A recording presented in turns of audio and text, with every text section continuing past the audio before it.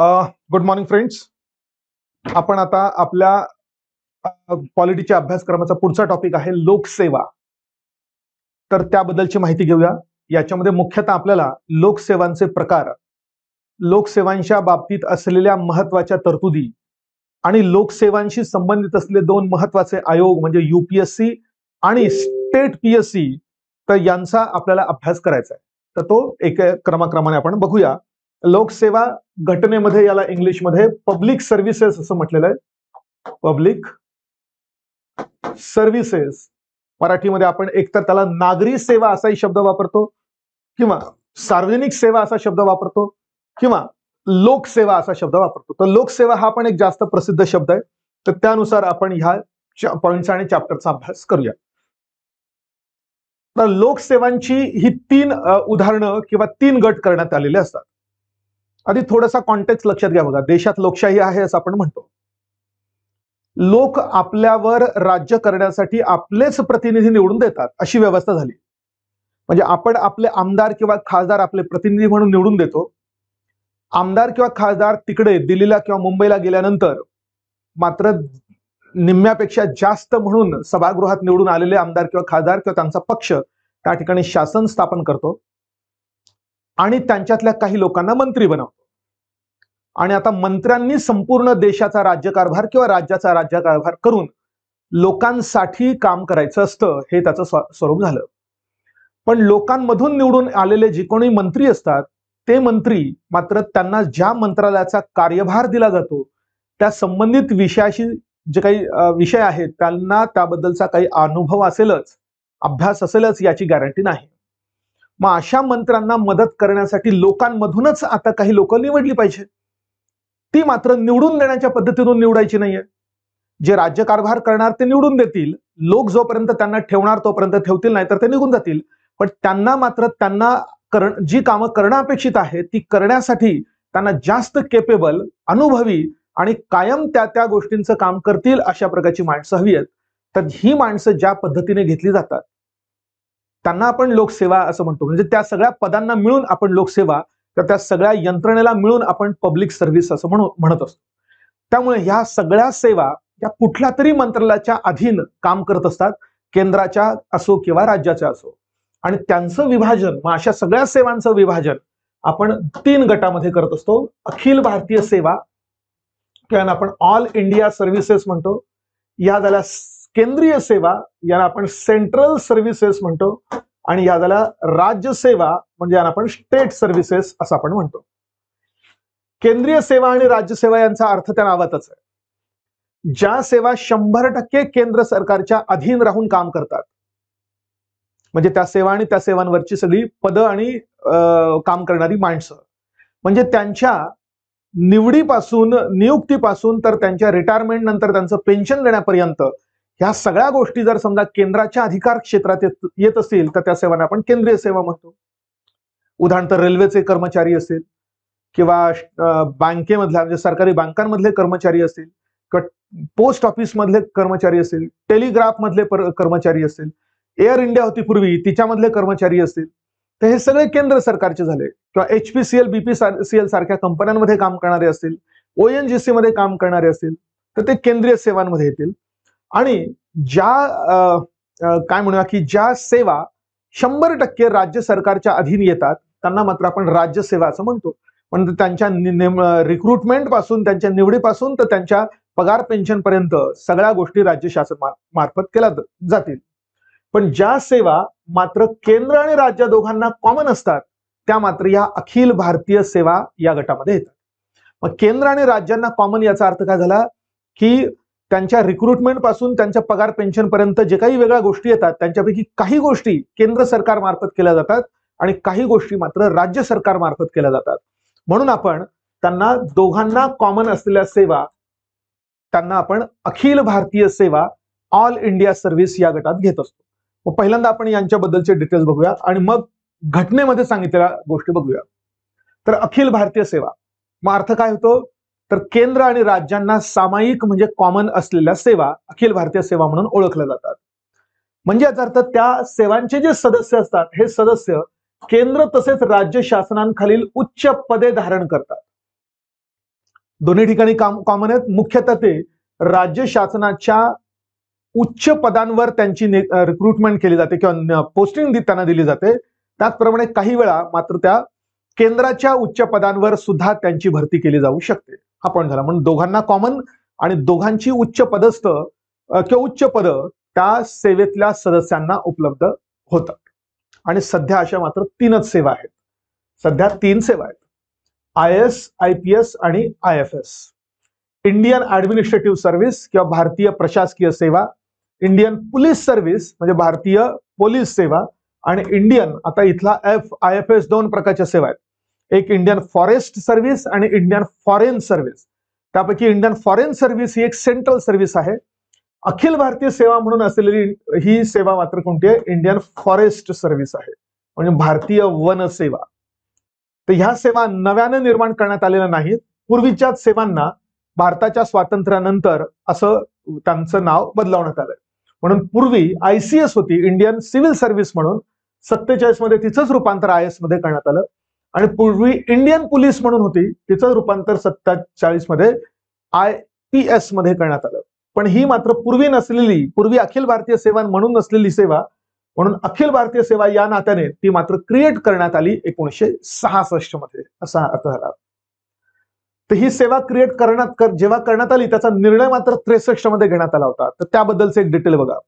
तर 1963 मध्ये IFS, त्यानंतर ही भारतीय वैद्यक व आरोग्य सेवा आणि भारतीय अभियांत्रिकी सेवा अशा 3 सेवा निर्माण करण्याची तरतूद 1963 मध्ये करण्यात आली होती. पण तिघांपैकी फक्त IFS निर्माण होऊ शकली. मात्र केवळ IFS निर्माण करण्यात आली आणि ही जी काही वैद्यक सेवा होती आणि अभियांत्रिकी सेवा होती तर त्या मात्र अखिल भारतीय सेवा म्हणून निर्माण करण्यात आल्या नाहीत. म्हणून सध्या या 3च सेवा आहेत असा अर्थ त्यांचा होतो. मग आता ह्या जर केंद्र आणि राज्यांना कॉमन असतील तर यांच्यापैकी कोणत्या गोष्टी केंद्रामार्फत आणि कोणत्या गोष्टी राज्यांमार्फत केल्या जातात त्याचं हे टोटल वर्गीकरण केलेलं या ठिकाणी बघा. अखिल भारतीय सेवांची वैशिष्ट्ये. पहिल्यांदा अखिल भारतीय सेवांच्या बाबतीत सगळ्या गोष्टी ठरवण्यासाठी एक कायदा करण्यात आलेला आहे. तो कायदा म्हणजे अखिल भारतीय सेवा कायदा 1951चा. आणि ह्या कायद्यामध्ये काय काय दिलं बघा. या कायद्याने सदस्यांची भरती कशी करायची त्याबद्दलच्या गोष्टी आहेत. त्यांना पदावून घेतल्यानंतर त्यांच्या सेवा शर्तीचे नियम कसे असतील ते या कायद्यात दिलेले आहेत. आणि म्हणजे कायद्यात दिले म्हणण्यापेक्षा हे दोन्ही करण्याचा अधिकार त्या कायद्याने केंद्र सरकारला राज्य सरकारांच्या संमतीने किंवा सल्ल्याने करण्याची परमिशन दिली आहे. म्हणून भारताच्या संसदेने कायदा पास केला आणि ह्या कायद्याने अखिल भारतीय सेवांमधल्या लोकांची भरती कशी करायची, त्यांच्या सेवा शर्तीचे नियम कसे असतील ते तयार करण्याचा अधिकार मात्र केंद्र शासनाला दिला. फक्त केंद्र शासनाने त्यासाठी राज्यांचा सल्ला घ्यायचा आहे असा अर्थ झाला. आणि मग आता या कायद्याच्या आधारावर या सगळ्या गोष्टी बघा. म्हणून ह्या सेवेमध्ये असलेल्या लोकांची भरती केंद्र सरकार मार्फत केली जाईल. त्यांना प्रशिक्षण सुद्धा केंद्र सरकार देईल. मात्र त्यांची विभागणी म्हणजे पास झालेल्या आणि प्रशिक्षण देण्यात आलेल्या ह्या मुलांची विभागणी मात्र विविध राज्य केडर्स मध्ये केली जाईल. म्हणजे IAS ची परीक्षा किंवा UPSCच्या सिव्हिल सर्व्हिसेसच्या माध्यमातून जेवढे काही लोक IAS झालेले असतील त्यांची भरती केंद्र शासनाने केली आहे. कारण UPSC केंद्र शासनाची संस्था झाली. त्यांना प्रशिक्षण मसुरीच्या केंद्रामध्ये दिलं समजा तर प्रशिक्षणही त्यांना दिलं. पण एकदा प्रशिक्षण झालं की त्यांना वेगवेगळ्या राज्यांमध्ये डिवाइड केलं जातं किंवा त्यांना अलॉट केलं जातं असं आपण म्हणतो. वेगवेगळ्या स्टेट केडरला ते अलॉट होतात आणि पुढचं सगळं काम मात्र त्यांनी संबंधित राज्यामध्ये करायचं असतं. मग त्या राज्यातले जे काही टॉप लेवलची जी काही पदं असतात ती पदं ह्या लोकांमधनं भरली जातात असा अर्थ झाला. पण नेमणूक कुठे होते तर वेगवेगळ्या पदांवर नेमणूक केली जाते मात्र राज्य शासनामार्फत. म्हणजे समजा जर कोणी महाराष्ट्र केडरला आलेला असेल तर महाराष्ट्राच्या वरिष्ठ पदांवर त्या राज्यातून त्या राज्याला अलॉट करण्यात आलेल्या IAS अधिकाऱ्यांना राज्य शासनामार्फत वेगवेगळ्या पदांवर नियुक्त केलं जाईल. म्हणून भरती केंद्र सरकार करते पण पदांवर नियुक्ती म्हणजे पोस्टिंग देण्याचं काम मात्र राज्य शासन करणार. त्यांची बदली सुद्धा राज्य शासनच करणार वेगळ्या पदांवर, या पदावरून त्या पदावर. त्यांना पगार सुद्धा राज्य सरकारच देणार. रिटायर झाल्यानंतर त्यांना पेन्शन सुद्धा राज्य सरकार देणार. पण त्यांना आता ते एकदा त्या स्टेट केडरला अलॉट करण्यात आले तर आयुष्यभर त्यांनी त्याच स्टेट केडरसाठीच काम करायचं असतं. पण त्यांना डेप्युटेशनवर मात्र एकतर केंद्र सरकारमध्ये किंवा दुसऱ्या कुठल्या तरी राज्य सरकारमध्ये काही काळासाठी नेमलं जाऊ शकतं. त्याला आपण प्रतिनियुक्ती किंवा डेप्युटेशन म्हणतो. तर त्यांना केंद्र शासनामध्ये डेप्युटेशनवर किंवा दुसऱ्या राज्य शासनामध्ये सुद्धा डेप्युटेशनवर पाठवलं जाऊ शकतं किंवा एखाद्या कंपनी किंवा संघटनेमध्ये त्यांना पाठवलं जाऊ शकतं. पण कुठल्या कंपनी किंवा संघटनेमध्ये?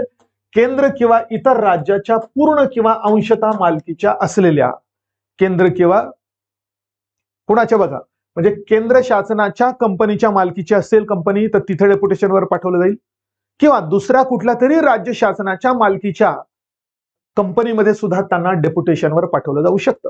म्हणजे आपल्या स्वतःच्या राज्य शासनाच्या मालकीच्या कंपनीमध्ये तर जाईलच, पण दुसऱ्यांच्या सुद्धा. समजा फॉर एक्झाम्पल महाराष्ट्राची एक कंपनी आहे MSRTC किंवा MSRDC म्हणजे एसटी आपण म्हणूया, तसं दुसऱ्या राज्याची पण एसटी आहे. मग दुसऱ्या राज्याच्या एसटी मध्ये सुद्धा आपल्या राज्यातल्या एखाद्या IAS अधिकाऱ्याला तिकडे डेप्युटेशनवर नेमता येऊ शकतं. पण कुठे नेमता येईल? केंद्र सरकारमध्ये किंवा दुसऱ्या राज्य सरकारमध्ये किंवा अशा कंपनी किंवा महामंडळामध्ये ज्याची मालकी एक तर केंद्र सरकारकडे आहे किंवा दुसऱ्या कुठल्या तरी राज्य सरकारकडे आहे.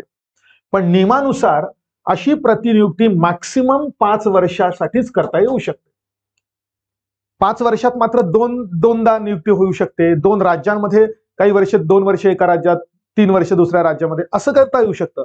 पण लाईफ टाईम मध्ये त्यांच्या कार्यकालामध्ये मॅक्सिमम काळासाठी प्रतिनियुक्ती ही 5 वर्षांसाठी दिली जाऊ शकते असा अर्थ त्या ठिकाणी झाला. पण त्यांना राजीनामा द्यायचा असेल तर तो राज्य सरकारकडे नाही तर तो केंद्र सरकारकडे दिला जातो. त्यांच्या सगळ्या कामांवर नियंत्रण हे संयुक्त असतं. म्हणजे त्यांच्या कामावरचं नजीकचं नियंत्रण जरी राज्य शासनाचं असलं तरी त्यांच्या कामावर अंतिम नियंत्रण मात्र केंद्र शासनाचं असतं. म्हणून त्यांच्यावर शिस्तभंगची कारवाई करणे किंवा त्यांच्यावर शास्ती लावणे म्हणजे पेनल्टी लावणे किंवा काही कारवाई करणे हे मात्र केवळ केंद्र शासन करू शकतं. त्यांना पदावून दूर करण्याचा अधिकार सुद्धा केंद्र शासनाचा असतो. आणि त्यांचं स्वरूप कसं झालं बघा, की अखिल भारतीय सेवेतले सदस्य जरी वेगवेगळ्या राज्यांमध्ये डिव्हाइड करण्यात आलेले असले तरी ती एक सिंगल सर्व्हिस म्हणून काम करते. म्हणजे विविध राज्यांमधले IAS अधिकारी त्यांच्या सेवा शर्ती ह्या सारख्याच असतील, त्यांचं पगाराची जे काही टप्पे असतील ते सगळे सारखे असतील, त्यांच्या सर्व्हिस कंडिशन सगळ्या सारख्या येतील. त्यामुळे ती एक सिंगल सर्व्हिस म्हणून काम करत असते. पण बघा, अखिल भारतीय सेवेचे सदस्य वेगवेगळ्या राज्यांमध्ये विखुरलेले असले तरी ती एक सिंगल सेवा असते. सदस्यांचे अधिकार, दर्जा, वेतन, सेवा शर्ती सगळ्या काय तर देशभरात समान आहेत असं दिसेल. आणि आता ह्या अखिल भारतीय सेवांचे जनक म्हणून कोणाला ओळखतात तर ते वल्लभभाई पटेल यांना ओळखतात. त्यांना कारण त्यांची इच्छा होती की अशा प्रकारची सर्व्हिस जी पूर्वी होती तशाच प्रकारे पुढे सुद्धा कंटिन्यू राहावी, म्हणून वल्लभभाई पटेल जनक झाले. नंतर कुठला? केंद्रीय सेवा. मग त्यांचा अर्थ काय? पूर्णपणे केंद्र सरकारच्या अधीन असलेल्या सेवा, ज्यांच्या रिक्रुटमेंट पासून सगळ्या गोष्टी केंद्र सरकार करेल. त्यामध्ये मग केंद्र सरकारच्या तांत्रिक पदं येतात, काही सेवा येतात, गैरतांत्रिक म्हणजे प्रशासकीय सेवा येतात, आरोग्य सेवा येतात आणि इतर काही सेवांचा सुद्धा समावेश त्याच्यामध्ये केला जातो. आणि ह्या सगळ्या सेवा केंद्र शासनाच्या विविध मंत्रालयाच्या अधीन राहून काम करतात. म्हणजे केंद्र शासनाचा कुठलाही कर्मचारी हा कुठल्या तरी मंत्रालयाचा कर्मचारी असतो असंही आपल्याला म्हणता येऊ शकेल. आणि ह्या केंद्रीय सेवांचं वर्गीकरण स्वातंत्र्यापूर्वी क्लास 1, क्लास 2, अधीनस्थ सेवा आणि कनिष्ठ सेवा अशा 4 गटात केलं जायचं. स्वातंत्र्यानंतर क्लास 1चा क्लास 1च राहिला, क्लास 2चा क्लास 2च राहिला, पण अधीनस्थ सेवांना क्लास 3 आणि कनिष्ठ सेवांना क्लास 4 असं करण्यात आलं. तर 1974 मध्ये यांची नावं बदलून ग्रुप ABCD अशी करण्यात आली. क्लास म्हटलं की वर्ग येतो आणि वर्ग म्हटलं की मग त्याच्या उच्च नीच असा प्रकार येतो. 1, 2, 3, 4 म्हटलं की उच्च नीच येईल. त्याच्याऐवजी हे काही असं अधिकार जरी वेगवेगळे असले तरी ही काही आपल्या जाती व्यवस्थेच्या उतरंड सारखी मात्र ही व्यवस्था नाही आहे, तसं समजलं जाऊ नये. आणि ही फक्त हॉरिझॉन्टल डिस्ट्रीब्युशन आहे. म्हणून मग क्लासच्या जागी ग्रुप शब्द घेतला आणि 1, 2, 3च्या जागी मात्र लेटर्स घेतले ABCD. म्हणून तुम्ही बघितलं असेल MPSC चे फॉर्म भरत असताना ग्रुप गट अ, गट ब, गट क, गट ड असं आपण म्हणतोय. किंवा कंबाईनच्या परीक्षेमध्ये आपण कंबाईनच्या परीक्षेला आपण ग्रुप बी अँड सी ची कंबाईन परीक्षा असं आपण म्हणतोय. तर ते आजचे हे नावं. पण लोकांच्या डोक्यात अजूनही ही नावं आहेत. त्यामुळे अजूनही हा क्लास 1 अधिकारी झाला, क्लास 2 झाला असं लोक म्हणताना दिसतील, पण ते मात्र शासकीय स्तरावर तसं शब्द वापरले जात नाहीत. आणि त्यांच्या सेवांचे गट, मग आता हे group A B C D असे गट केलेले आहेत. पण मग त्याच्यामध्ये कोण येतं, तर त्याच्यामध्ये त्यांच्या कामाच्या स्वरूपानुसार ग्रुप ए मध्ये सगळा अधिकारी वर्ग येतो, ग्रुप बी मध्ये सुद्धा अधिकारी वर्ग येतो, ज्यांना आपण गॅझेटेड अधिकारी असं पण म्हणतो. ग्रुप सी मध्ये मात्र सगळे क्लेरिकल कामं येतात, म्हणून कारकुनी कामं आपण म्हणतोय. आणि ग्रुप डी मध्ये मात्र अकुशल कामं म्हणजे श्रमाची कामं किंवा आपण म्हणतो की प्यून लेव्हलची जी काही कामं असतील ती मात्र गट डी मध्ये आहेत. आणि आता या सेंट्रल सर्व्हिस मध्ये जे काही अधिकारी वर्ग आहेत ए बी, यांची भरती UPSC मार्फत घेतली जाते. तर ग्रुप सी मधली भरती मात्र या स्टाफ सिलेक्शन कमिशन मार्फत घेतली जाते. ग्रुप डी साठी असं वेगळं काही नाही, पण ग्रुप डी ची बरीचशी पदं मात्र संबंधित ऑफिस मार्फतच, संबंधित डिपार्टमेंट मार्फतच भरली जातात. उदाहरणार्थ आपण बघू की कॉन्स्टेबलची भरती महाराष्ट्रात ज्याप्रमाणे जिल्हा प्रशासनच करतं ती सगळी परीक्षा आयोजित, तशा प्रकारे मग अकुशल कामाची बरीचशी जबाबदारी ही संबंधित डिपार्टमेंटकडेच देण्यात आलेली असते. त्यासाठी वेगळं कोणतं कमिशन मात्र नेमलं जात नाही. आणि काम काय करतात केंद्रीय सेवांचे कर्मचारी, तर ते भारत सरकारच्या विविध मंत्रालय आणि विभागांअंतर्गत काम करतात. मग ते एकदम दिल्लीपासून तर एकदम स्थानिक पातळीपर्यंत त्यांचं काम असू शकतं. उदाहरणार्थ समजा भारत सरकारच्या पोस्ट डिपार्टमेंटचा म्हणजे टपाल खात्याचा एखादा कर्मचारी असेल, तर तो एकदम वरिष्ठ स्तरापासून तर एखाद्या गावात असलेल्या एखाद्या पोस्ट ऑफिसचा तो जो टपाल वाटणारा माणूस असतो, तर तो सुद्धा केंद्र सरकारचाच कर्मचारी झाला. म्हणून केंद्र सरकारच्या विविध मंत्रालयाच्या आणि डिपार्टमेंटच्या अंतर्गत ते देशभरात काम करत असतात, असं त्यांचं स्वरूप झालं. आणि सेम गोष्ट आता मग राज्यसेवांच्या बाबतीत. मग केवळ राज्य सरकारच्या अधीन असलेल्या सेवा, त्यांचंही विभाजन सामान्य, कार्यात्मक, तांत्रिक असं आपल्याला करता येतं. म्हणून आपल्याकडे बघा सिव्हिल सर्व्हिस आहे, म्हणजे राज्यसेवा, तिला आता नाव बदलवलेलं आहे, नागरी सेवा केलेलं आहे. तसं तांत्रिक सेवांमध्ये मग महाराष्ट्र अभियांत्रिकी सेवा आहे, महाराष्ट्र कृषी सेवा आहे, महाराष्ट्र वन सेवा आहे. या सगळ्या तांत्रिक पदं झाली. काही कार्यात्मक फंक्शनल, ती मात्र डायरेक्ट रिक्रुटमेंट बऱ्याच वेळा त्यांची होत नाही, ती ज्याला आपण सरळ सेवा म्हणतो त्या माध्यमातून होऊ शकते. आणि हे राज्य शासनाच्या विविध विभागांच्या अधीनस्थ काम करतात आणि त्यांचंही वर्गीकरण गट अ ब क ड या group A B C D या गटात करण्यात आलेलं असतं असे म्हणता येईल. तर हे झाले ह्या सेवांचे 3 प्रकार. आणि मग आता ह्या लोकसेवांशी संबंधित घटनेत काय तरतुदी केलेल्या आहेत त्या तरतुदी आपण बघूया. हे जरा जास्त महत्वाचं आहे. मागच्या राज्यसेवेच्याही मला वाटतं परीक्षेमध्ये याच्याशी संबंधित एक प्रश्न आलेला होता, कलम 311शी संबंधित होता. मग बघा तरतुदी, तर ह्या तरतुदी करण्यात आलेल्या घटनेचा भाग 14 च प्रकरण 1 मधल्या 308 पासून 314 कलमां दरम्यान. आणि ह्या घटनात्मक तरतुदींमध्ये मग सेवांचे हे 3 प्रकार सांगितलेले जे आता आपण बघितले, अखिल भारतीय सेवा, केंद्रीय सेवा आणि राज्यसेवा. मग आता पहिल्यांदा कलम 308 मध्ये काय दिलेलं आहे, तर आता हे काही लागू राहिलेलं नाही आता, पण होतं पूर्वी. आणि तिथे असं म्हटलं होतं की भाग 14च्या तरतुदी जम्मू काश्मीरला लागू होणार नाही असं पूर्वी लिहिलेलं होतं. पण आता ही तरतूद 5 ऑगस्ट 2019 मध्ये रोजी जम्मू काश्मीरचा विशेष दर्जा गेल्यामुळे ही आपोआपच गैर लागू झालेली आहे. घटनेतून वगळण्यासाठी वेगळं काही करण्याची गरज नाही, एकाच टप्प्यात ही आपोआप गैर लागू झालेली आहे असं आपण म्हणू शकतो. त्यामुळे 308 गेलं. आता 309 मध्ये काय होतं, 309 मध्ये अखिल भारतीय सेवेतील व्यक्तींची भरती, सॉरी अखिल भारतीय नाही तर वेगळ्या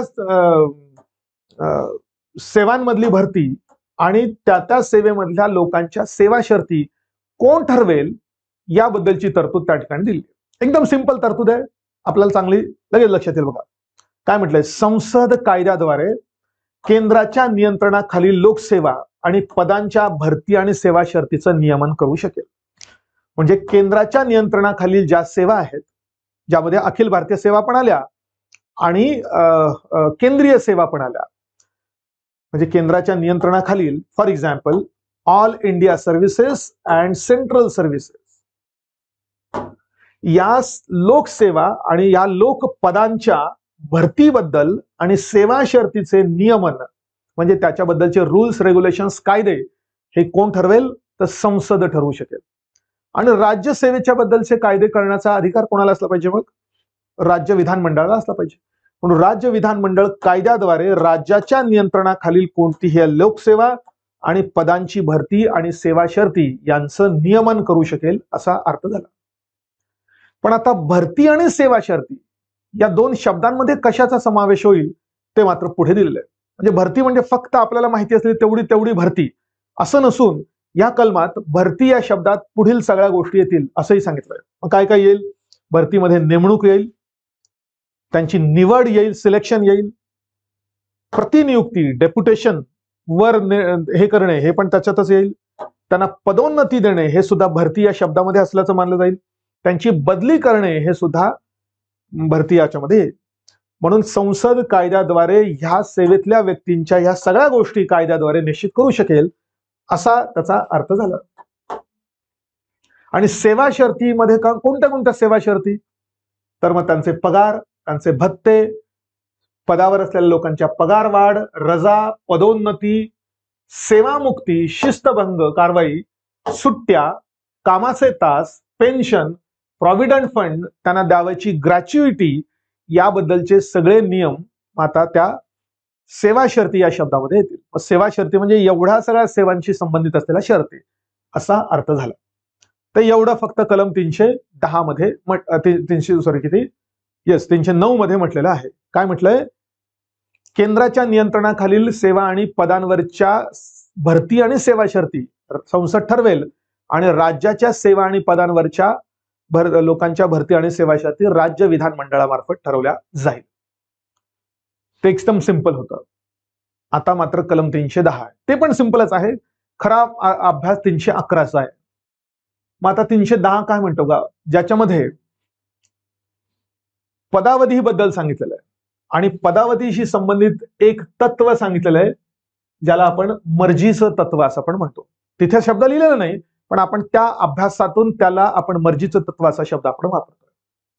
पण सिंपली काय की केंद्र शासनाच्या सेवांमधले जे काही माणसं असतील तर राष्ट्रपतीच्या मर्जीने पद धारण करतील आणि राज्य शासनाच्या सेवा आणि पदांवरचे माणसं मात्र राज्यपालाच्या मर्जीने पद धारण करतील असं म्हटलेलं आहे.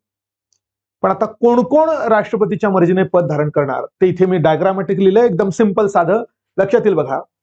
केंद्र शासनाच्या संरक्षण सेवेचे सदस्य, नागरी सेवेचे सदस्य आणि लष्करी किंवा नागरी पद धारण करणारे व्यक्ती हे तिन्ही गटात येणारे मोडणारे सगळे माणसं हे राष्ट्रपतींची मर्जी असेपर्यंत पद धारण करते. इव्हन संरक्षण सेवेतले सुद्धा, नागरी सेवेतले सुद्धा आणि या विविध प्रकारच्या लष्करी आणि नागरी पदांवर, इथे नागरी म्हणजे काय?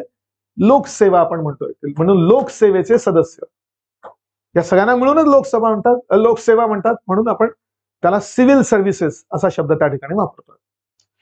मग अशाच प्रकारे राज्य शासनाचे पण हे दोन म्हटलेले आहेत, कारण राज्य शासनाची कोणती संरक्षण सेवा नसते पण मात्र नागरी सेवेचे सदस्य आणि लष्करी सेवा नसल्यामुळे नागरी पदधारक व्यक्ती हे कोणाच्या मर्जीने पद धारण करतील तर राज्यपालाची मर्जी असेपर्यंत पद धारण करतील. मग आता जसं राज्याचे राज्यपाल राष्ट्रपतीची मर्जी असेपर्यंत पद धारण करतात याचा अर्थ बघताना आपण काय म्हटलं होतं? राष्ट्रपती राज्यपालांना कुठल्याही कारणावरून आणि कारण न देता सुद्धा पदावरून दूर करू शकतात. मग याचा अर्थ असा होईल का की राष्ट्रपती सुद्धा ह्या सगळ्या सेवेतल्या व्यक्तींना कोणतंही कारण न सांगता पदावरून दूर करू शकतील किंवा आपली मर्जी केव्हाही काढून घेऊ शकतील किंवा राज्यपाल आपली मर्जी केव्हाही काढून घेऊ शकतील. तर मूळ अर्थ त्याचा तसाच होतोय की हे सगळे माणसं राष्ट्रपती किंवा राज्यपालांच्या मर्जीने पद धारण करू शकतात, म्हणजे राष्ट्रपती केव्हाही मर्जी काढून घेऊन त्यांना पदावरून दूर करू शकते. पण असं असलं तरी मात्र त्यासाठी पुढच्या म्हणजे 311 कलमात ह्या सर्व लोकांना म्हणजे सेवेतल्या लोकांना काही सुरक्षेचे उपाय सांगितलेले आहेत. म्हणून राष्ट्रपती आणि राज्यपाल कधीही मर्जी काढून घेऊ शकतात, पण 311 मधल्या तरतुदींना अधीन राहूनच. त्यामुळे उद्या तुम्ही सेवेत गेल्यानंतर तुमच्यासाठी हे 311 कलम खूप महत्वाचं असेल. 10 तर झालं, यांच्या मर्जीने आपण पद धारण करणार. तुम्ही राज्यसेवेतनं गेलात तर मग राज्यपालांच्या आणि जर समजा तुम्ही युपीएससीच्या परीक्षेतनं पास झालात तर मात्र राष्ट्रपतींच्या मर्जीने पद धारण करणार आणि ते तुम्हाला कधीही पदावरून दूर करू शकतात. पण असं जर झालं तर मग काय एकदम सरकार कोणालाही घेऊन किंवा कोणालाही काढून टाकेल असं होईल. म्हणून पदावरून दूर काढता येऊ शकतं, पण 311 मध्ये दिलेल्या तरतुदींना अधीन राहूनच असा अर्थ होतो. मग हा मी आता सांगितला तो अर्थ इथे लिहू का. मर्जीच्या तत्वाचा अर्थ काय होतो की सरकारी कर्मचाऱ्यांना केव्हाही आणि कोणत्याही आधारावर बडतर्फ करता येते, पण अपवाद मात्र कलम 311 मधील घटनात्मक सुरक्षोपाय यांना अधीन राहूनच.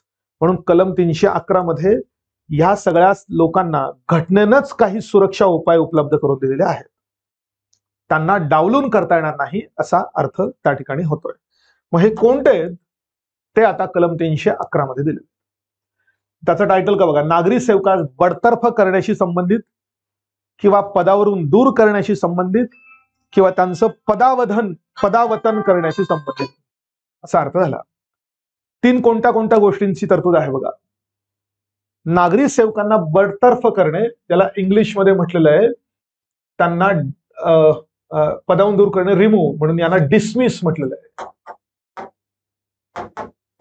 पदावरून दूर करण्याला म्हटलंय त्यांना पदावरून रिमूव्ह करणे, आणि पदावतन करणे म्हणजे त्यांना वरच्या पदावरून खालच्या पदावर ढकलणे, त्याला आपण इंग्लिशमध्ये डिमोशन म्हणतो, पण इथे शब्द वापरला reduce in rank. Reduce in rank. मग डिसमिस करणे आणि पदावरून दूर करणे याच्यात काय अर्थ झाला. अजून तिसरा शब्द आपण बराचदा वाचतो ऐकतो, सस्पेंड करणे, निलंबन करणे. तर सगळ्यात पहिली गोष्ट बघा, कलम 311 मध्ये सस्पेन्शनशी संबंधित तरतुदी नाही, निलंबित करण्याशी संबंधित नाही. म्हणून एखाद्या सरकारी अधिकाऱ्याला कर्मचाऱ्याला निलंबित करताना हे सगळे सुरक्षा उपाय उपलब्ध नाहीत असा अर्थ झाला. म्हणून सरकारी कर्मचाऱ्याला जर रिमूव्ह केलं असेल, पदावरून दूर केलेलं असेल किंवा डिसमिस करायचं असेल तर हे करताना ह्या सुरक्षा उपायांना अधीन राहूनच करता येईल असा त्या ठिकाणचा अर्थ होतो. आता सस्पेन्शन, रिमूव्हल आणि डिसमिसल यातला फरक. मग सस्पेंड करणे म्हणजे काय, शब्दशः अर्थ घेतला तर काय होतो, टांगून ठेवणे. एखाद्या व्यक्तीने काहीतरी भ्रष्ट कृती केली समजा, तर त्याला जेव्हा सस्पेंड करतात म्हणजे अजून त्याला पदावरून दूर केलेलं नाही, त्याला फक्त त्या पदाची कामं मात्र करता येत नाही. त्याला ऑफिसमध्ये जायचं नाही, तो ऑफिस अजून धारण करताय, अजून तो अधिकारी किंवा कर्मचारी आहे, पण आता त्याला सरकारचं काम आपल्या पदाचं काम करता येणार नाही. त्याला पगारही चालू राहील, फक्त किती राहील तो बराच कमी केलेला असतो. त्याला तो मला वाटतं त्याला बेसिक मिनिमम जगण्यासाठी आवश्यक जेवढी गरज असते त्याच्या अंदाजाने त्याला पगार चालू राहतो.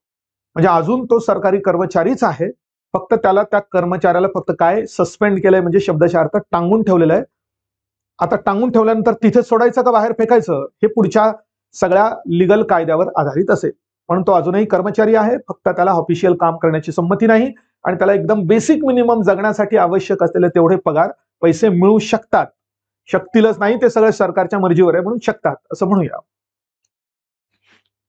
मग ह्यानुसार जर त्या व्यक्तीला पदावरून दूर केलं तर याचा अर्थ असा होतो की ते पद आता त्याला प्राप्त होणार नाही, दुसरं कुठलं तरी पद मात्र प्राप्त होण्याची शक्यता असते. एखाद्या पदावरून एखाद्या सरकारी कर्मचाऱ्याला दूर करणे म्हणजे याचा अर्थ सस्पेंड मध्ये काय केलं, त्या पदावरून त्याला दूर केलं नाही, नुसतं टांगून ठेवलं, ते पद त्याला पुन्हा प्राप्त होऊ शकतं जर तो निर्दोष असल्याचं सिद्ध झालं तर. पण पदावरून दूर तेव्हा केलं जाईल जेव्हा संबंधित पद मात्र त्याला प्राप्त होणार नाही, कारण त्या पदाचीच काहीतरी घोटाळा समजा त्याने काहीतरी केलाय, पण अजून तो सेवेतनं काढून टाकलेला नाही, त्याला दुसऱ्या पदावर मात्र त्याची नियुक्ती केली जाऊ शकते असा अर्थ झाला. आणि त्याला डिसमिस करणे, बडतर्फ करणे या शब्दाचा अर्थ होतो आता त्याला सरकारी सेवेतनं पूर्णपणे काढून टाकणे, की जेणेकरून त्याला एका नाही तर सगळ्या पदांपासून आता तो काय म्हणतो तर पूर्णपणे त्याला बाजूला काढलं जातं. त्याला ते पदही मिळत नाही, दुसरंही मिळत नाही आणि कुठलंच दुसरं आता पुन्हा सरकारी पद मिळण्याची शक्यता नसते असा अर्थ होतो. म्हणून तो पूर्णपणे सरकारी सेवेतनं बडतर्फ. तर पूर्णपणे बडतर्फ करण्यात आलेल्या आणि एखाद्या विशिष्ट पदावरून दूर करण्यात आलेल्या व्यक्तीलाच हे सगळे संरक्षणार्थ सुरक्षा उपाय उपलब्ध आहेत.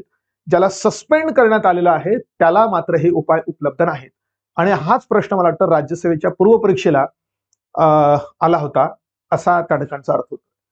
अजून तो जो काही प्रश्न होतो त्या प्रश्नामध्ये हे सुरक्षा उपाय कुणाकुणाला उपलब्ध आहे कुणाला नाही आहे याच्याबद्दलचाही प्रश्न होता. हे सुरक्षा उपाय फक्त परमनंट घेण्यात आलेल्या सरकारी कर्मचाऱ्यांनाच उपलब्ध होतात का तात्पुरत्या घेतलेल्या कर्मचाऱ्यांनाही उपलब्ध होतात, हा पण एक त्याच्यातलं एक विधान होतं. 3-4 विधानं दिली होती, करेक्ट कोणती ते विचारलेलं होतं. तर हे सुरक्षा उपाय परमनंट घेतलेल्याला सुद्धा उपलब्ध होतात आणि तात्पुरत्या काळासाठी सरकारी कामावर घेतलेल्या व्यक्तीला सुद्धा उपलब्ध होतात. म्हणजे ज्याला आपण प्रोबेशनवर म्हणतो त्या व्यक्तीला सुद्धा उपलब्ध होऊ शकतील असा अर्थ होतोय.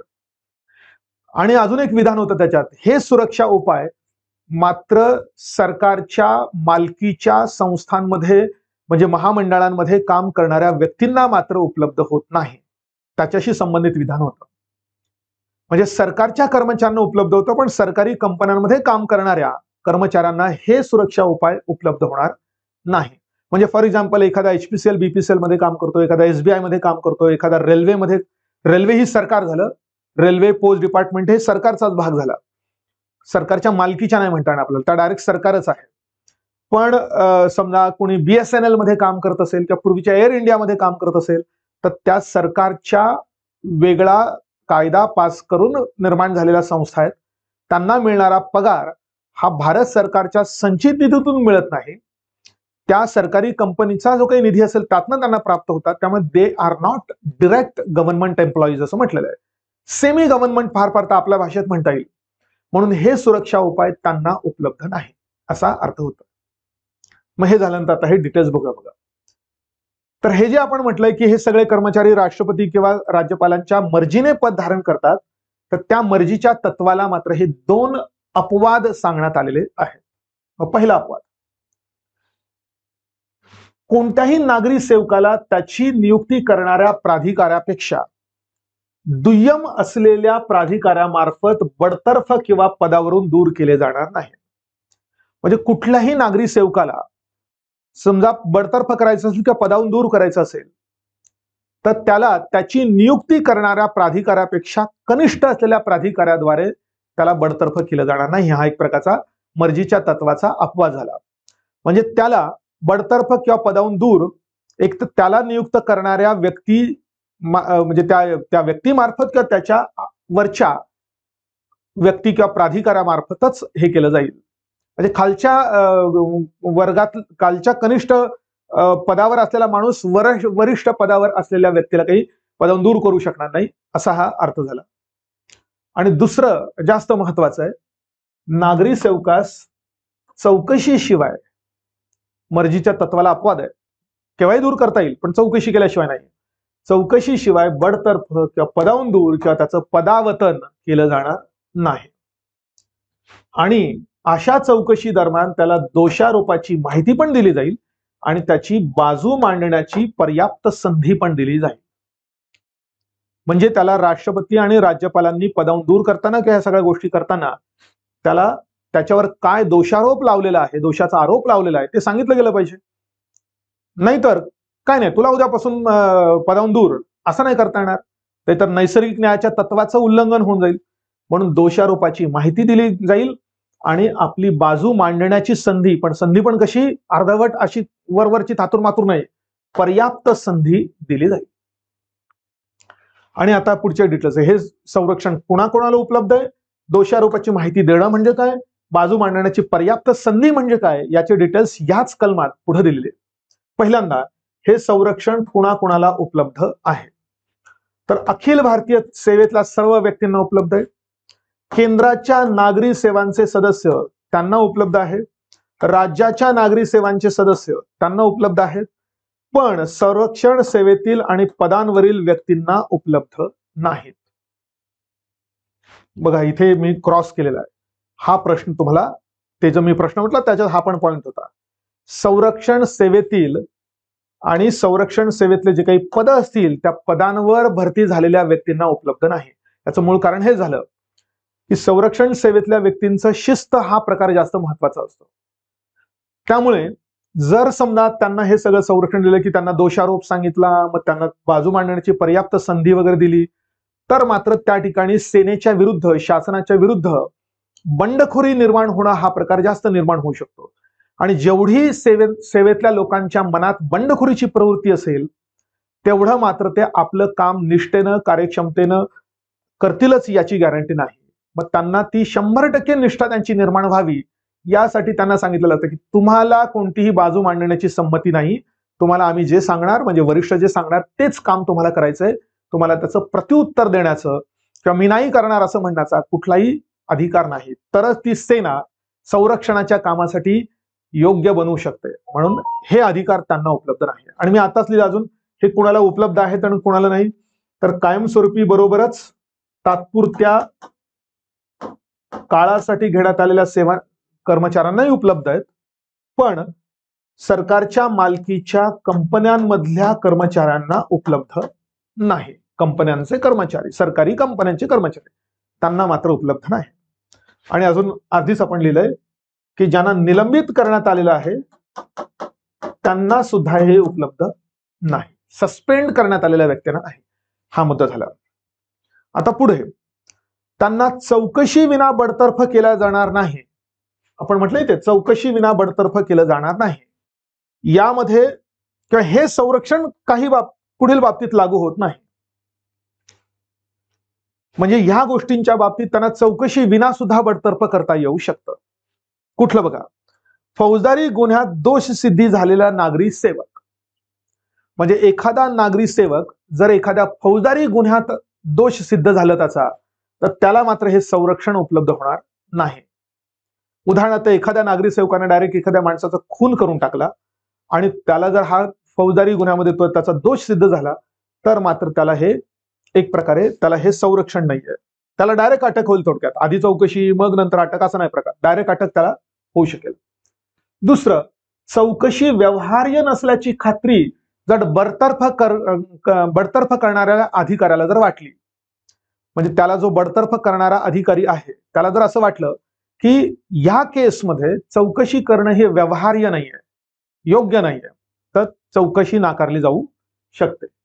म्हणजे त्याला काय म्हणतात तर विना चौकशी बडतर्फ केलं जाऊ शकतं असा अर्थ होईल.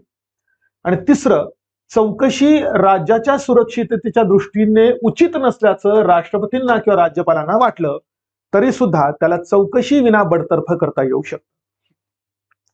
म्हणजे थोडक्यात चौकशी विना त्याला बडतर्फ करता येणार नाही असं जनरल तत्व म्हटलेलं आहे, पण मात्र ते त्याला चौकशी विना बडतर्फ करता येऊ शकतं असे हे 3 अपवाद पण सांगितलेले आहेत. पहिला अपवाद काय, जर त्याला फौजदारी गुन्ह्यामध्ये त्याचा दोष सिद्ध झाला असेल तर चौकशी न करता सुद्धा त्याला बडतर्फ करता येईल. दुसरं, चौकशी करणंच योग्य आहे, योग्य नाहीये, व्यवहार्य नाहीये असं त्या चौकशी करणाऱ्या अधिकाऱ्यालाच वाटलं तर. आणि तिसरं, चौकशी ही राज्याच्या सुरक्षेच्या दृष्टीने जर अयोग्य आहे असं राष्ट्रपती किंवा राज्याच्या राज्यपालांना वाटलं तरी सुद्धा विना चौकशी बडतर्फ करता येऊ शकते. हा पहिला मुद्दा झाला. आता आपण म्हणू की जेव्हा केव्हा चौकशी होईल तेव्हा चौकशी दरम्यान त्याला बाजू मांडण्याचा अधिकार आहे असं आपण म्हटलं, तर हा बाजू मांडण्याचा अधिकार पूर्वी 2 टप्प्यांवर मिळायचा, नंतर मात्र 1च टप्प्यांवर मिळतोय. पण पूर्वी 2 टप्प्यांवर केव्हा, तर चौकशी जेव्हा केली जाईल त्या व्यक्तीवर, त्या सरकारी कर्मचाऱ्यावर, त्या चौकशी दरम्यानही आणि शास्ती सुनावणी नंतरही. शास्ती म्हणजे इथे पेनल्टी म्हणजे सजा आपण म्हणतोय, म्हणून चौकशी करताना सुद्धा त्याला बाजू मांडण्याचा अधिकार असेल आणि चौकशी झाल्यानंतर त्याला जेव्हा सजा सुनावली जाईल बडतर्फीची किंवा अजून कोणती, तर त्याच्यानंतरही त्याला बाजू मांडण्याचा अधिकार असेल असं पूर्वी म्हटलेलं होतं. पण 42व्या घटना दुरुस्तीने 1976 मध्ये यात बदल करून दुसऱ्या टप्प्यावरील त्याचा अधिकार काढून घेण्यात आला. म्हणजे 76 नंतर आता फक्त चौकशी दरम्यानच त्याला आपली बाजू मांडण्याचा अधिकार असेल. एकदा चौकशी झाल्यानंतर सजा सुनावल्यानंतर मात्र नसेल असा अर्थ होतो. आणि चौकशी दरम्यान बाजू मांडण्याची त्याला पर्याप्त संधी दिली गेली पाहिजे. नुसतीच वरवरची थातुरमातुर नाही, मग पर्याप्त संधी दिली गेली पाहिजे. याच्यात कोणते अधिकार उपलब्ध होतात सरकारी कर्मचाऱ्यांना? तर दोषारोप फेटाळण्याची व स्वतःचे निर्दोषत्व सिद्ध करण्याची संधी त्याला मिळेल. कोणता? दोषारोप फेटाळण्याची, म्हणजे शासनाने त्याला बडतर्फ करताना पदावरून दूर करण्यासाठी जे दोषाचे आरोप केले असतील, हे आरोप अयोग्य आहेत असं फेटाळण्याची संधी त्याला पर्याप्त संधी याच्यामध्ये आहे. त्या आरोप अयोग्य आहेत असं म्हणण्याची संधी ही त्याच्यामध्ये आली. आणि तो असं म्हणतोय म्हणजेच काय? तो स्वतःचं निर्दोषत्व सांगतोय. भले त्याने दोष केलेला असेल, म्हणजे काहीतरी कायदा मोडला असेल, चूक केलेली असेल, किंवा काय म्हणा की काही गुन्हा केलेला असेल, तरी त्याला मी तो गुन्हा केलेला नाही असं म्हणण्याची संधी घटनेनं दिलेली आहे. याचा प्रॅक्टिकल अर्थ असाही झाला बघा. याचा प्रॅक्टिकल अर्थ असा झाला की त्याने गुन्हा केलेला असला तरी तो नाही म्हणतो, पण मात्र त्याने गुन्हा केलेला आहे हे सिद्ध करण्याचं काम मात्र सरकारला करावं लागणार असतं. म्हणजे सरकार पुढे बघणार की हा खरं सांगतोय का खोटं सांगणार आहे, पण त्याला ती संधी आहे असा त्याचा अर्थ होतोय. दुसरं, विरोधी साक्षीदारांची प्रतिपरीक्षा घेण्याची पण त्याला संधी असेल. म्हणजे त्याच्यावर जो काही गुन्ह्याचा आरोप केलेला आहे आणि त्याच्या विरुद्ध जो कोणी साक्ष देतोय, तर त्या विरोधी साक्ष देणाऱ्या व्यक्तीची प्रतिपरीक्षा, म्हणजे याचा अर्थ असा झाला की तुम्हाला कोणीतरी म्हटलं की एखादी गोष्टीची चोरी तुम्ही केलेली आहे. समजा आपण साधी केस म्हणूया. समजा तुमच्या वडिलांनी तुमच्यावर एका कुठल्या तरी चोरीचा आरोप केला आणि तुम्ही म्हटलात वडिलांना की मी नाही चोरी केलेली आहे, म्हणून तुमच्या भावाला समजा तुमच्या वडिलांनी पुरावा म्हणून तुमच्या समोर सादर केलं की बघा हा म्हणतोय की तू चोरी केली. तर मग आता पहिल्यांदा तर तुम्ही वडिलांना म्हटलात की नाही मी कोणतीही चोरी केली नाही. मग वडील जेव्हा म्हणतात की तुझा भाऊ सांगतोय तू चोरी केलेली आहे, तर मग आता तुम्ही तुमच्या भावाला विचारणार, त्या भावाची क्रॉस क्वेश्चनिंग करणार की खरे केव्हा मी चोरी केली होती, तुला काय म्हणतो, तू खोटं बोलतोय, तू खरंच बोलतोय की नाही, असं म्हणजे तोही खोटं बोलतोय हे समजून सांगण्याचा पण तुम्हाला एक प्रकारचा चान्स मिळेल. अर्थात खरं काय हे नंतर प्रस्थापित होणारच आहे. तुम्ही कितीही वडिलांकडे डिनाय केलं आणि त्या भावाकडे डिनाय केलं तरी सुद्धा जे खरं ते कोर्टात तर सिद्धच होणार असते. ही घरातली फक्त मी एक्झाम्पल म्हणून सांगितलं.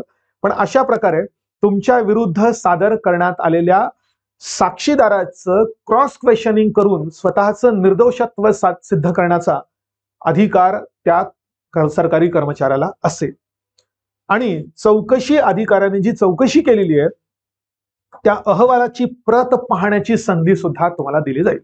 म्हणजे असं नाही होणार की चौकशी अधिकाऱ्याने चौकशी केली, त्याच्या आधारावर तुम्हाला बडतर्फ केलं, पण नक्की त्याने काय अहवाल तयार केला होता हे जर त्याने असंच नुसतं गुलदस्त्यात ठेवलं, लपवून ठेवलं आणि खोट्या गोष्टीच्या आधारावर तुम्हाला बडतर्फ करून टाकलं, तर तुम्हाला दाद मागता येणार नाही पुढे कुठे. म्हणून मग घटनेनं सांगितलंय की त्याने जो काही अहवाल तयार केला असेल तुमच्यावरच्या दोषाच्या बाबतीत, तर त्याची प्रत बघण्याची सुद्धा संधी तुम्हाला उपलब्ध असेल. अशा रीतीने सगळ्या सरकारी कर्मचाऱ्यांना ह्या सगळ्या गोष्टी लागू होत आहेत. त्यामुळे उद्या तुम्ही सरकारी कर्मचारी झाल्यानंतर जर अशा प्रकारे कुठल्याही प्रकारच्या खटल्यामध्ये तुम्ही अडकला किंवा अडकवण्यात आलं, समजा तुम्हीच अडकला असाल तर त्याच्याबद्दल आपण काही बोलूच नाही, पण समजा चुकीने तुमच्यावर कोणताही आरोप आला असेल तर तुम्हाला हे सगळे सुरक्षा उपाय घटनेनं उपलब्ध करून दिलेले आहेत असा अर्थ होतो. हे झालं 311. आता 312 अखिल भारतीय सेवा याबद्दलच्या तरतुदी आहेत. मग संसद कायद्याद्वारे नवीन अखिल भारतीय सेवा निर्माण करू शकते. हा मुद्दा आपण ऑलरेडी बघितलेला 312 मध्ये, जेव्हा आपण राज्यसभेचे खास अधिकार बघितले राज्यसभेच्या अभ्यासामध्ये. त्यानंतर आपण आता केंद्र आणि राज्यांचे कार्यकारी अधिकार बघताना सुद्धा हा मुद्दा आपण, प्रशासकीय अधिकार बघताना हा मुद्दा बघितला की राज्यसभेनं जर त्या 2/3 प्रेझेंट ऑन वोटिंग एवढ्या बहुमताने एक ठराव पास केला तर त्या ठरावाच्या आधारावर संपूर्ण संसदेला एखादी नवीन अखिल भारतीय सेवा निर्माण करता येऊ शकते. तुम्हाला आठवत असेल हा मुद्दा, तर तो हा इथला मुद्दा आहे असं आहे. त्यानंतर संसद कायद्याद्वारे, हा पण मुद्दा आता जस्ट थोडा वेळ आपण बघितला की संसद कायद्याद्वारे अखिल भारतीय सेवेतील व्यक्तींची भरती सेवा शर्तीचे विनियमन करू शकते आणि त्यासाठी संसदेने केलेला कायदा म्हणजे हा अखिल भारतीय सेवा कायदा, ऑल इंडिया सर्व्हिसेस ऍक्ट 1951 तो आहे. आणि बाकी काही एवढ्या महत्वाच्या तरतुदी नाही, ही तरतूद नाही. तर घटनेच्या प्रारंभी जी ICS होती आणि किंवा आपण म्हणू की ती पूर्वीची ICS तिलाच आता IS म्हटलं जाईल आणि पूर्वीची PS म्हणजे पोलीस सर्व्हिस तिलाच IPS म्हटलं जाईल. मला वाटतं मी मिस्टेक केली. पूर्वीची जी ICS होती तिलाच IS म्हटलं जाईल आणि पूर्वीची जी पोलीस सर्व्हिस होती तिला IPS म्हटलं जाईल, असं घटनेनं डायरेक्ट डिक्लेअर करून टाकलं होतं. म्हणजे वेगळी त्यांच्या बाबतीत काही तरतूद करण्याची आवश्यकता नसेल असा या वाक्याचा अर्थ होतोय. तो काय एवढा महत्वाचा नाही. त्यानंतर अखिल भारतीय न्यायिक सेवेत जिल्हा न्यायाधीशापेक्षा कनिष्ठ पदाचा समावेश असणार नाही. मग अशी अखिल भारतीय न्यायिक सेवा पण आहे का अखिल भारतीय सेवेमध्ये? अशी तर कुठलीच नाही. आपण तर तीनच लिहिल्या, IS, IPS आणि IFS. तर असा प्रकार बघा, पहिल्यांदा खालचा पॉईंट लिहूया. 42वी घटना दुरुस्ती 1976 ने अखिल भारतीय न्यायिक सेवा म्हणजे ऑल इंडिया ज्युडिशियल सर्व्हिस निर्माण करण्याची तरतूद केली होती, मात्र संसदेने असा कायदा काही पारित केला नाही. म्हणजे घटना दुरुस्ती झाली, घटना दुरुस्तीने संसदेला एक प्रकारे अधिकार दिला की तुम्ही कायदा करून अशी नवीन सेवा अखिल भारतीय सेवा म्हणून करू शकता, पण अशा काही कायदा न केल्यामुळे अजून तसा निर्माण झाला नाही. पण जर तो निर्माण झाला असता तर त्याला ती सेवा निर्माण झाली असती तर ही तरतूद लागू झाली असती की अखिल भारतीय न्यायिक सेवांमध्ये कोण राहिलं असतं? जिल्हा न्यायाधीश आणि त्या जिल्हा न्यायाधीशापेक्षा कनिष्ठ पदाचा समावेश असणार नाही. म्हणजे कोणाचा समावेश असेल? जिल्हा न्यायाधीश आणि त्यांच्यापेक्षा वरिष्ठ न्यायिक पदाचा समावेश त्याच्यामध्ये असेल. कारण आपण म्हटलंय की एकदा एखाद्या अखिल भारतीय सेवेतला एखादा व्यक्ती पास झाला, तो त्याची निवड झाली की मग तो उच्च पदांवर त्याची नेमणूक केली जाते राज्य शासनाच्या उच्च पदांवर. मग अखिल भारतीय न्यायिक सेवेतून पास झालेले आणि निवडण्यात आलेले उमेदवार म्हणूया, त्यांना सुद्धा राज्याच्या न्यायिक सेवेतील जिल्हा न्यायाधीश आणि त्याच्या वरच्या पदांवर त्यांची नियुक्ती केली जाईल. म्हणून कनिष्ठ पदावर त्यांची नियुक्ती केली जाणार नाही असं घटनेनं या ठिकाणी म्हटलेलं आहे. आपण तर ही होती इथपर्यंतची माहिती. कलम 14 मधली सुरुवातीच्या प्रकरण 1 मधली. पण आता कलम 14च्या प्रकरण 2 मध्ये मात्र आता ह्या लोकसेवा आयोगांबद्दलची तरतूद आहे. तर या दोन्हीही घटनात्मक आयोग आहेत. आता आपण ते पुढच्या सेशनमध्ये कव्हर करूया. UPSC आणि स्टेट PSC, फॉर एक्झाम्पल महाराष्ट्रातली MPSC. तर बिलकुल त्यांची सगळी व्यवस्था आपण जी म्हणतोय, सगळी माहिती जी म्हणतोय, तर ती माहिती या टेबलच्या माध्यमातून दिलेली, कारण ती सारखीच आहे. फक्त इकडे राष्ट्रपती असेल तर इकडे राज्यपाल आहेत, अशी छोटी छोटी हे आहेत. त्यामुळे कंपॅरेटिव्हली दिलेली आहे. तुम्ही जर एकाच पानावरती लिहून काढली तर सगळ्या गोष्टी एकाच पानावर सिंगल पेजवर सुद्धा बसवता येऊ शकेल. तर 2 पेजेस मध्ये म्हणून बसवता येऊ शकेल. मग हा पॉईंट आता आपण नवीन सेशन मध्ये घेऊया.